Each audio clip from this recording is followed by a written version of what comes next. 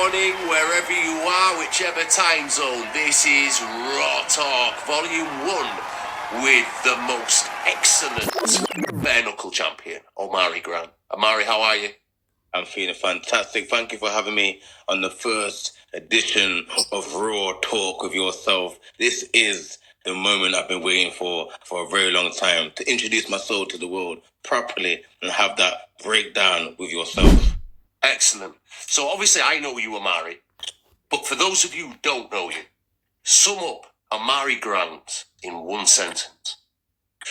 Well, that sentence would have to comprise of loads of different words like author, teacher, coach, street fighter, professional fighter, musician, and the list would go on and until the full stop. We could that could actually eclipse the 10 minutes if we went into every single thing. But that's great. Thank you for that, my friend. What kind of man steps into the ring with no gloves on, man? And why? Man that is deeply, deeply possessed with the spirit of looking beyond the fighting. I feel like it's a soul thing. I'm a soul warrior. Everything I do has purpose. So it's not just about the physical pain or the physical skills. It's beyond that. So somebody that doesn't really subscribe to the physical, but it's more of a spiritual mind. Now, I know you well, and I know initially you went down the traditional boxing route. You sparred Lee Wood and many, many other big-name fighters. And a spar's a spar, you know, we both sparred. You know what I mean? So it means nothing, but at what point did you know bare-knuckle was for you?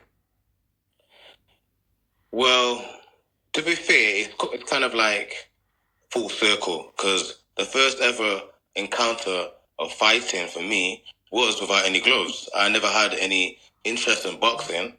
It was more of a survival on the street. So that was my first experience of fighting. And then I got into karate, which is no gloves either. And then actually my first experience in a boxing place, I never liked it. As a youth, my mum sent me to a boxing gym and I thought the coach was an idiot and I would never go back there again. So when it came to actual fighting in the ring and bare knuckle, it was after my pro career had finished, and I was looking at the options, because at that time there was no influencer boxing. I probably was one of the first influencer boxers out there because I had a huge catalogue of music and I was a music artist, and I had no amateur career. I went straight from the street to charity matches to professional. So it was after my 3-year professional career that I was looking for options, and I started to see that bare knuckle was becoming more prominent, more legal, more big shows. Things were getting organised. There was worldwide matches, and I thought, yeah, this is something I could go down. And I didn't actually get any bare knuckle experience until recently, because I went down the influencer path, because there was a lot of unlicensed fights and stuff, and my hopes was to get to Misfits. But as soon as I got the chance to fill in for a fighter and do bare knuckle, I went for it, and history was made. And in your opinion, I mean, I've been hit with gloves on and without gloves on, and I'm not a professional fighter. Yeah, in your opinion, what hurts more? Because I saw you take a guy out with 2 check hooks in one round, and he was a lot bigger than you. He was a lot bigger than you. What hurts more, getting hit with a glove on or without a glove on, for the people? Personally, I feel like it's hard, because with the gloves, you can do a lot of internal damage.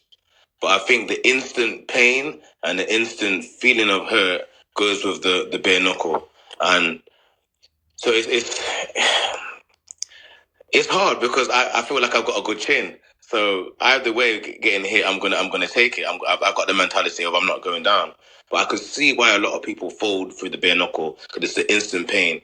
Not only are you giving pain, you're also receiving pain, even if you defend.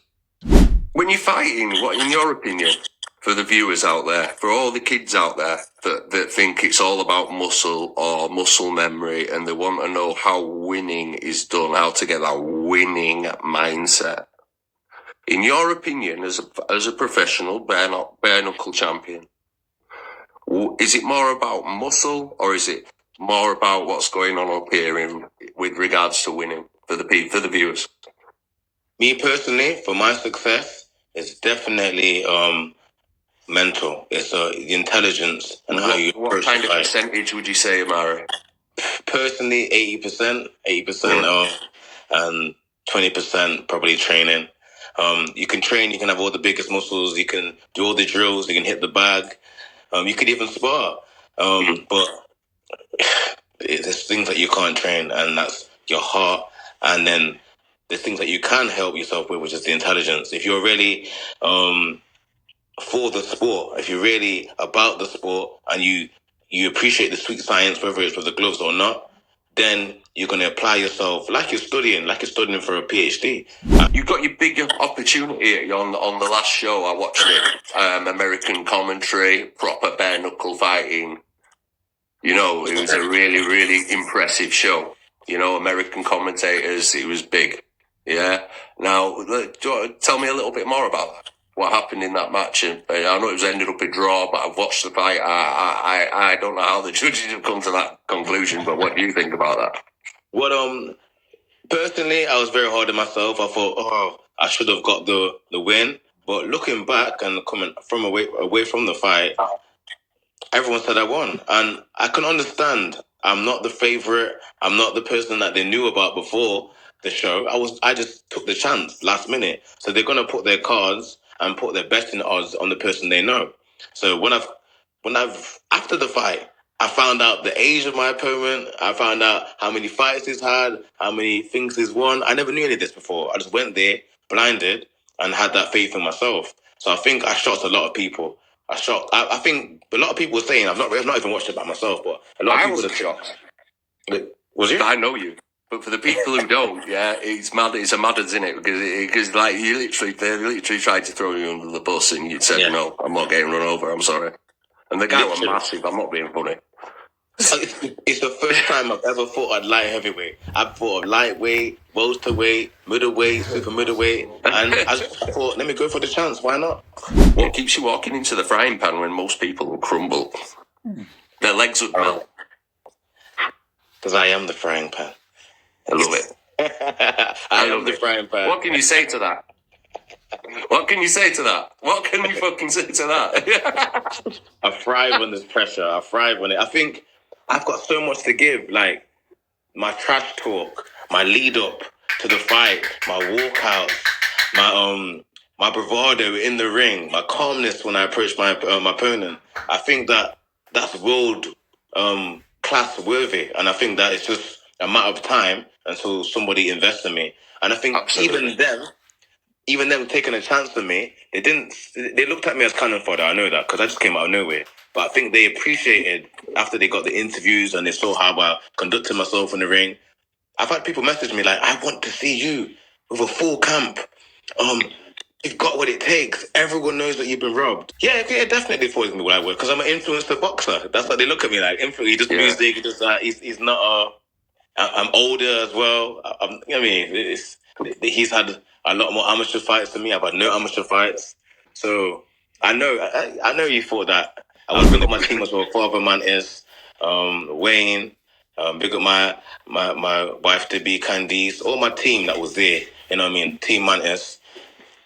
They helped me at the time that I needed the most. So that's all I can say. Big them up. It's going to be bigger and stronger. I'm looking to go to America. I was talking to John Dada. Big up Omari Graham. Big up Raw Talk. Shout out to Raw Talk every single time. Listen, this is the first exclusive interview I've had since my fight. You know what I mean? So yeah, I'm glad I got it. You know I'm a good journalist. That's why. Of course. So while we're talking about journalists and celebrities, if you could fight any fucking celebrities, there's one motherfucker on the TV that does your head in or on the internet that you could fight and you would love to have a tussle with, who would it be? Honestly, and only out of respect, it would be Floyd Mayweather. Why? Because I think he's the greatest boxer of our generation, and I would like to pit my skills against somebody so great to see if I could reach that greatness as myself. I feel even phenomenal answer that, Omari. I love that, mate. That's brilliant. I would have thought you were going to say something else, to be honest with you, pal. But you even did me then, a kipper.